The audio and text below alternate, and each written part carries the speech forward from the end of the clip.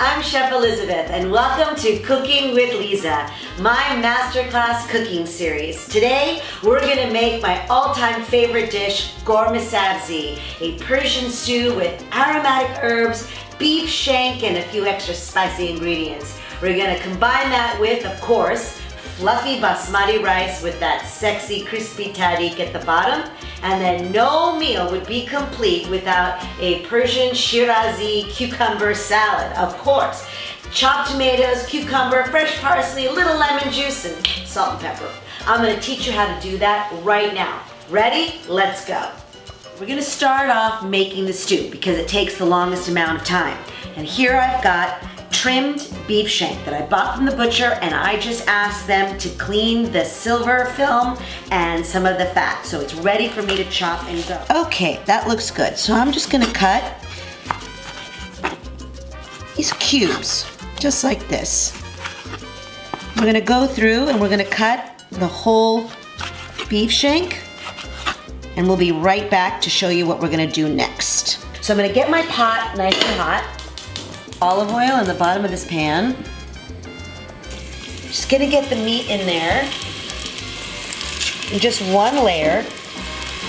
We're gonna add salt and pepper, and I like to use a really great coarse salt like kosher salt or sea salt. I'm gonna brown each side of these beef cubes, and then I'm gonna come back and I'm gonna show you what that looks like, and then the second way we're gonna do it. Now I'm just gonna flip these over. I'm gonna get them, they need a little bit more browning. We're not gonna cook them all the way through here because they're gonna cook in the stew. They need to sit a little bit longer because they're sticking to the pan. I'm turning them over.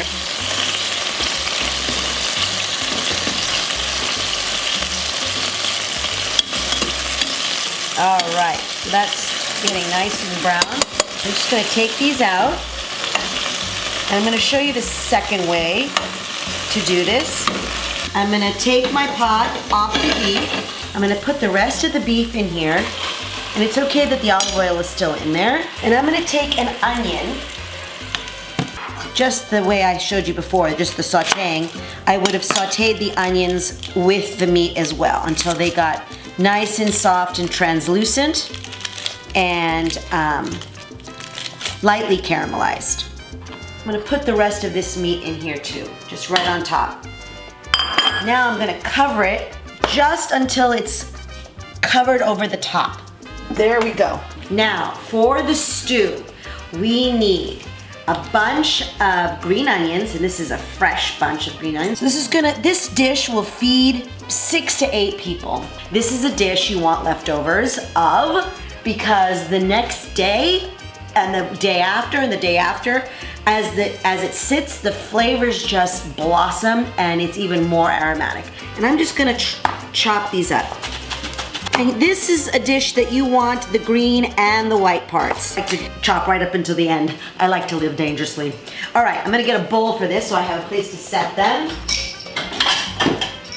This is mise en place, means everything in its place. I'm gonna put this aside. Chopping these all up, getting in there, living dangerously. Okay, so I'm in here now, I don't wanna get the onion, and I'm just cleaning up all of that scum that's coming off the beef. All right, now we're gonna go into the parsley. Just make sure you wash them really well, get all the sand out, and just get in here and chop them up. We're gonna do the rice now. My water is boiling. It is ready to go. I've got a nice rolling boil. Ever wanted to know what a rolling boil is? This is it. All right, I'm just gonna put one nice, maybe two, nice pinchfuls of salt in there, and I use kosher salt. I'm putting in 3 cups of rice. Maybe put 4 because we got a big stew here and everybody loves rice. So that's my basmati. I'm gonna give this a nice little stir. Now the secret to Persian rice, listen up Gordon Ramsay, all you celebrity chefs, this is for you. Persian rice is the best rice on the planet because it's not like pilaf. You're not boiling it in like a chicken stock or vegetable stock. You're boiling it like you would boil al dente pasta. You're just gonna bring this to al dente till it's just cooked through on the outside, but the center is still opaque. And I'm gonna show you what that looks like. And then we steam it. This whole process takes about 5 minutes from the time the water boils, you throw it in. All right, this is ready. It's nice and fluffy on the outside, but I can tell that it's still opaque on the inside. I'm gonna turn this off and I'm gonna take it to the strainer. All right, I've got a strainer already ready in my sink. Remember, always have things ready, mise en place. And I'm just gonna strain this. We're gonna do the herbs now for the stew.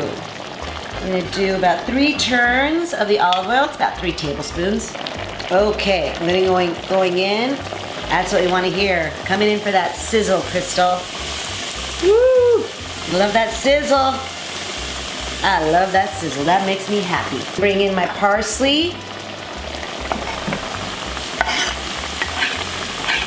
The secret sauce to this dish are dried herbs. I'm gonna put in about a cup of my dried herbs. And these dried herbs you can buy from any Persian market, and they're called Ghormeh Sabzi, and the most important ingredient is dried fenugreek.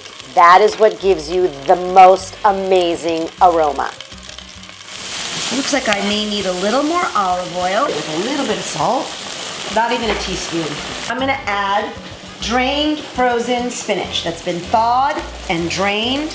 And I'm just gonna add this to my sauteed herbs. I'm gonna get in here with all the herbs, bring all these delicious herbs here. Come to the baby, come to the pot. All right, get all that in there. This pan has seen a lot of good dishes. I'm gonna get that in there. And the next thing I'm gonna do now is gonna put water in it and add a few yummy secret ingredients. I'm going to add 1 can of red beans, not kidney beans, red beans. But I'm gonna strain it first and rinse them. Strain these out. I'm gonna put this in the pot. That's what that looks like, right there. I'm gonna add filtered water to my pot. All right, now here is the secret ingredient, dried limes. Giving them a nice piercing because you're just gonna go in the stew. And that's gonna give it that nice lemony flavor. So here are my frozen shank bones.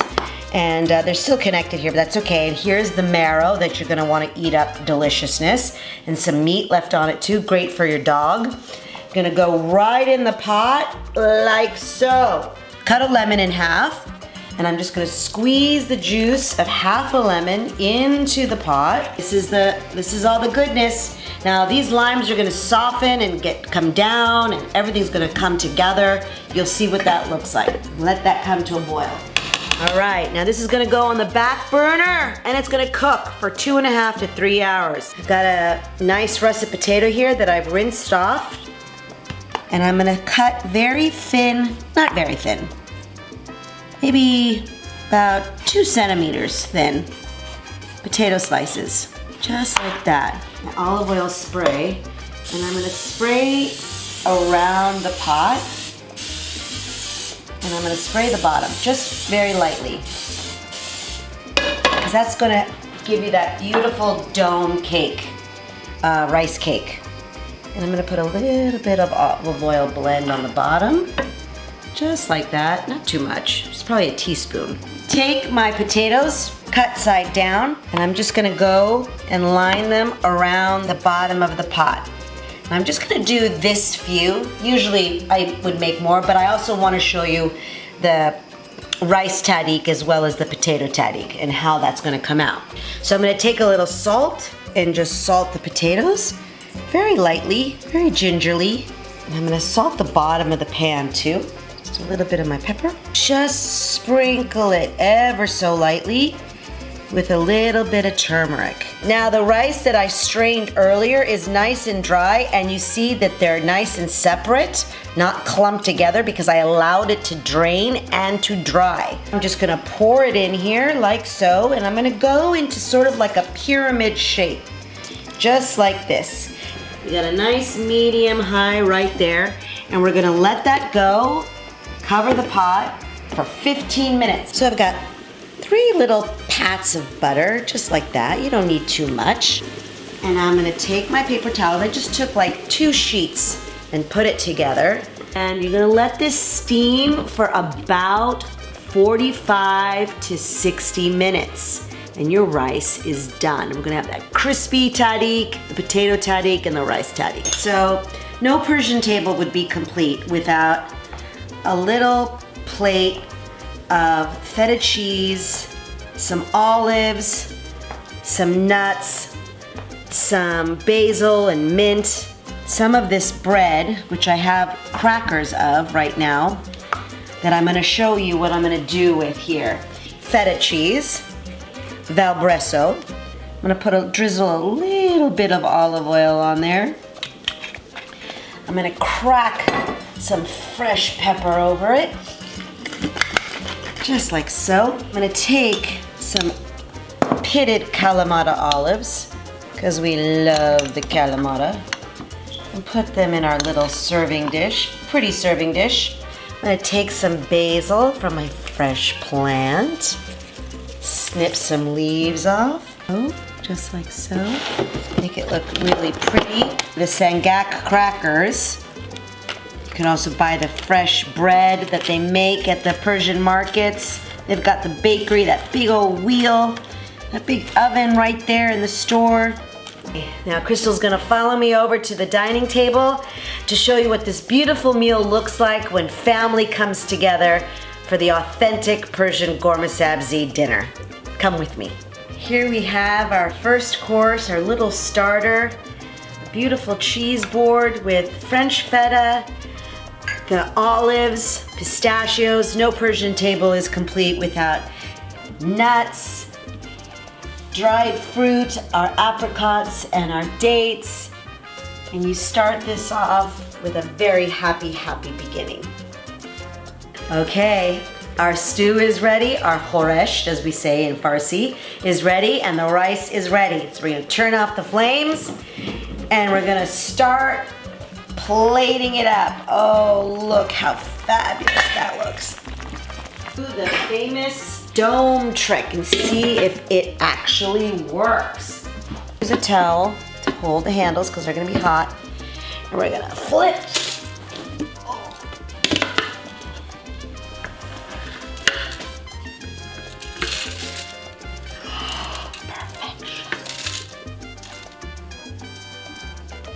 And it did it. Yay! It is perfectly done.